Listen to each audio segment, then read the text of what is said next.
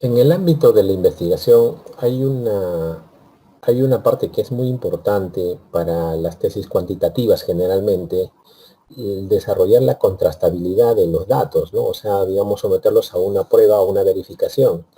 Y para que la investigación pueda pasar esta verificación de datos que se ha obtenido, entonces se tiene que aplicar una hipótesis. Y la pregunta que nos hacemos, ¿qué es la hipótesis? Entonces, esa es una pregunta muy común de varios profesionales, ¿no? Profesor, ¿qué función cumple la hipótesis? O sea, ¿qué hace la hipótesis? La hipótesis siempre va a ser afirmativa, es una suposición que expresa la posible relación entre dos o más variables, la cual se formula a través de responder tentativamente a una pregunta, a un problema o pregunta de investigación. Ese es un supuesto, ¿no? O sea, no está, digamos, ni con el sí ni con el no, no está dando una afirmación ni negándola. Por eso la hipótesis cuando se desarrollan dentro de la investigación la podemos considerar como una investigación alterna o una nula, ¿no? O sea, las dos son válidas. Pero en general la hipótesis es solamente una suposición o una conjetura de una posible respuesta. ¿A qué se debe esto? Cuando existe un problema y este problema tiene un objetivo, entonces automáticamente existe la posibilidad de que sea o no sea. Pero para la investigación la posibilidad es que sea. El problema es no se sabe exactamente cuánto es lo que es. Y como no sabemos cuánto es lo que es, la hipótesis se somete a una contrastabilidad de demostrar cuánto es o no es, cualquiera de las dos.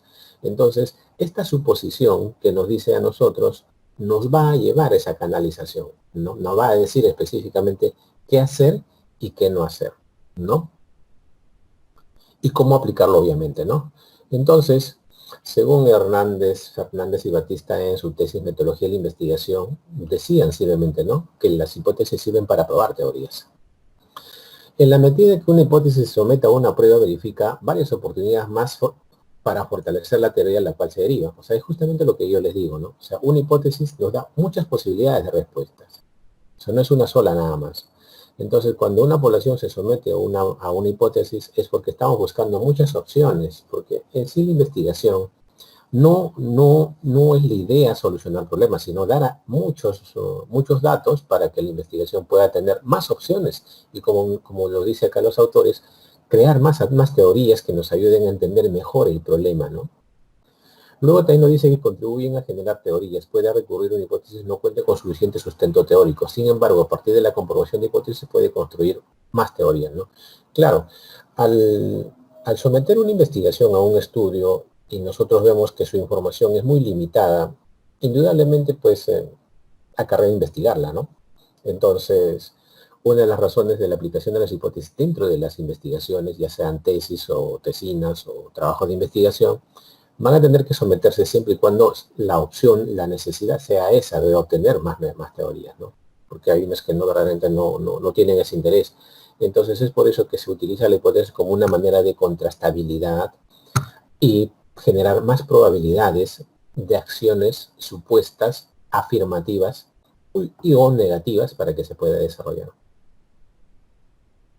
Y obviamente para desarrollar una hipótesis se tiene que tener la toma de las decisiones, ¿no? Cuántas se va a aplicar y qué no se va a aplicar y cómo se va a aplicar prospectivamente, ¿no? ¿Y para qué sirven? O sea, ¿cuándo debemos de utilizarla? ¿Qué es lo que se tiene que hacer? O sea, ¿cuál es la necesidad de una hipótesis? Bueno, en sí una hipótesis sirve específicamente para la orientación. Indican al investigador dónde debe iniciar su labor de investigación o comprobación mediante la recolección de datos, ¿no? O sea, ¿en qué momento le dice? Sabes que ya tienes que recolección de datos porque tenemos estos datos, esta información que aún está incompleta.